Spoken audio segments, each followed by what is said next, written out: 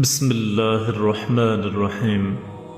ایک شخص سیدنا علی المرتضیٰ رضی اللہ تعالیٰ عنہ کے پاس حاضر ہو کر عرض کرتا ہے، اے علی رضی اللہ تعالیٰ عنہ، آپ ہمیں یہ بتا دیجئے کہ انسان کو موت کس حال میں آئے گی، اس کی کوئی نشانی بتا دیجئے، اور کس وقت آئے گی اس کی کوئی نشانی بتا دیجئے۔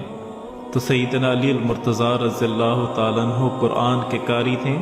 وہ قرآن کریم کا خاکہ بیان کرتے ہوئے سورہ مومنین سورت نمبر 23 آیت نمبر 99 اور 16 میں آیت پڑھ کر کے اس شخص کو مثال سمجھاتے ہیں، جب تم میں سے کسی کے پاس موت آتی ہے، موت کی گھڑی آتی ہے، اس کے فرشتے حاضر ہو جاتے ہیں، چاہے وہ موت اپنے بستر پر آئے، چاہے وہ موت انسان کو کھڑے سے آئے، چاہے وہ موت ڈوب کر یا جل کر آئے، چاہے وہ دب کر یا ایکسیڈنٹ کے ذریعے سے آئے، چاہے وہ موت قتل کے ذریعے سے آئے، چاہے انسان خودکشی کر کے اپنے آپ کو قتل کر دے۔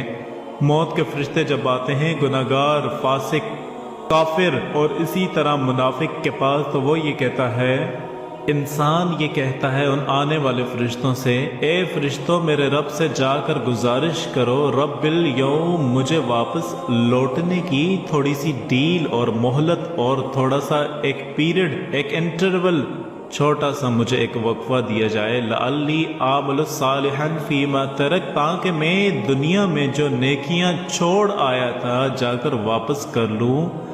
اگر ایمان والا نہ تھا، ایمان لے کے آ جاؤں 123 ہمارے بنانے والے پر، اور اگر گناہگار تھا، ایمان والا تھا، تو وہ مہلت مانگے گا، کچھ پڑھنے کی اور کچھ نئے کام کرنے کی مجھے تھوڑی سی ڈیل اور دی جائے، سہولت اور مہلت دی جائے، تو وہ کہے گا لعلی اعمل صالحا فیما ترک، کہ مجھے تھوڑی سی ڈیل اور مہلت دی جائے تاکہ نیکیاں جو چھوڑ آیا ہوں پھر کر لوں۔ کلا انہ کلمت ہوا کالھا، رب العزت کی طرف سے وہ فرشتے جواب لے کے آتے ہیں، اللہ تیرا بندہ ایک مہلت اور ڈیل چھوٹ مانگتا ہے، کیا کیا جائے؟ اللہ پاک پھر جواب دیتے ہیں، کلا ہرگز ایسا نہیں ہوگا، تو دنیا میں عادی تھا اس بات کا، اگلی بار اگلی بار اگلی بار ایک اور چانس، ایک اور مہلت، ایک اور بات مجھے موقع دیا جائے۔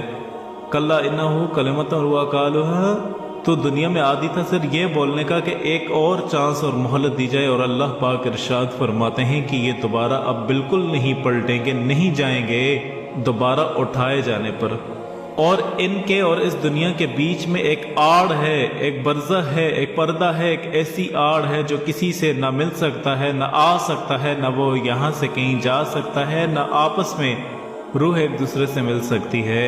وہ آڑ اور برزخ دوبارہ اٹھائے جانے تک ہے، اس سے پہلے کسی کی موت آئے اور یہ ڈیل، یہ سہولت اور یہ مہلت ہم مانگیں جو کسی کو آج تک نہیں دی گئی اور نہ قیامت تک کسی کو ملے گی۔ لہٰذا اچھے اعمال کر کے جو فرشتے آئے خوشی خوشی ہم ان کے ساتھ نکل کے چلے جائیں، ورنہ وہ فرشتے آ جائیں گے، پھر ہم ڈیل اور مہلت مانگیں گے، گرگرائیں گے، آؤ پکار کریں گے، چیخیں گے اور چلائیں گے، ہم چیخیں گے اور چلائیں گے، لیکن سارے لوگ موت اور میت کہہ کر کے سمجھ نہیں پائیں گے، لیکن وہ میت تو مرنے والا خوب گرگرائے گا، آہو پکار کرے گا۔ اللہ پاک اس منظر کو سورہ کہف آیت نمبر 50 میں ارشاد فرماتے ہیں، اور موت کی سکرات، موت کی سختیاں حق کو لے کے آپ پہنچی ہیں، اب غیب کے دروازے کھل چکے ہیں، فرشتے نظر آنے لگے ہیں اور غیب کی دنیا دکھ رہی ہے، فرشتے اپنی جماعت کے ساتھ آئے ہیں، ملک الموت اس روح کو لینے آئے ہیں، جیسے اس کے اعمال ہوں گے ملک الموت اپنا چہرہ اور ساتھ لانے والے اپنے ساتھیوں کے چہرے خوشنما اور بدنما اس کے اعتبار سے آئیں گے، اور آ کے اس شخص سے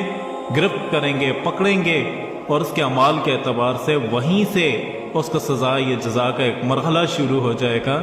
جو کافر تھا وہیں سے مار پیٹ، اور قرآن کہتا ہے تھپڑ رسید کریں گے فرشتے اس کو، اس کی پیٹھ پر، اس کے چہرے اور گالوں کے اوپر، اور اگر نیکوکار ہوگا اس کو خوشخبریاں سنائی دی جائیں گی، اس کی روح کہے گی کاش میں جلدی نکل جاؤں، اس لیے کہ فرشتے جو خوشخبریاں سنا رہے ہیں وہ میرے لیے ہیں، اور میرے رب نے میرے لیے اتنی ساری نعمتیں اٹھا رکھی ہیں، وہ نکلنے کو تڑپے گا۔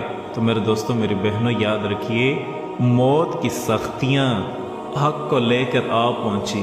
قرآن کہہ رہا ہے موت کی सकरात नज़र की कैफियत हक को लेकर आ गई और हक उसके सामने वाज़े हो जाता है। इंसान जो दुनिया में जीता है शुरुआत से लेकर हाथमे तक 4 मरहले में ज़िंदगी गुजारता है। पहला मरहला आलम अरवाह, जब पैदाइश से पहले पे जहाँ पे था आप जहाँ थे। दूसरा मरहला ये दुनिया की ज़िंदगी जिसमें मैं और आप गुजर रहे हैं, जिसमें सुन रहे हैं मुझे और जितने इंसान गुजर रहे हैं। तीसरा मरहला मौत के बाद वो नीचे जो कब्र के अंदर या जहाँ कहीं जानवरों ने खाया हो, जला के राख बना के उड़ा दिया गया हो, पानी के ज़रिए बहा दिया गया हो, यहाँ आग के अंदर मिट्टी बना दिया गया हो, वो ज़िंदगी, वो एक और ज़िंदगी, तीसरा स्टेज। फिर वो ज़िंदगी के बाद चौथा मरहला है, इंसान फिर उठाए जाएंगे और उसके बाद आमाल के एतबार से जन्नत या जहन्नम में जाएंगे। तो ज़िंदगी के 4 मरहले हैं।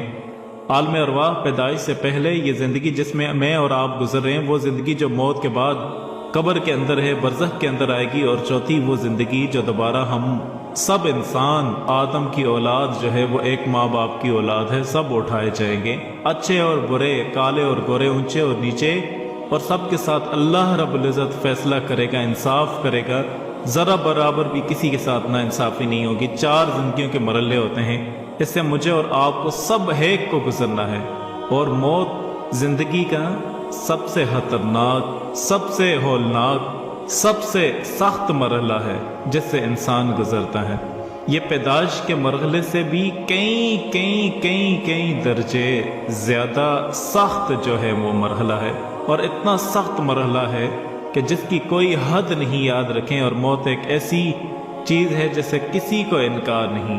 अल्लाह रब्बुल इज़्ज़त हमें मौत से पहले इसकी तैयारी करने की भी तौफीक अता फरमाए। किसी ने हज़रत याकूब अलैहिस्सलाम मौत के फरिश्ते से अपनी मुलाकात करते हैं और आपने कहा कि आप रूह कब्ज़ करने के लिए आए हैं या मिलने के लिए आए हैं।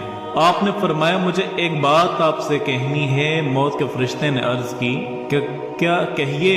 कहा जब मेरी आप रूह कब्ज़ करने के लिए आए तो मुझे पहले से आप आगाह कर दें, यानी मुझे आप पहले से इतलाह दे देना। कहा बेहतर, आपके पास आने से पहले अपने 3 कासद भेजूंगा, 3 पैगाम आपके पास भेजूंगा जो आपके पास ये इतला देंगे कि मैं आने वाला हूँ।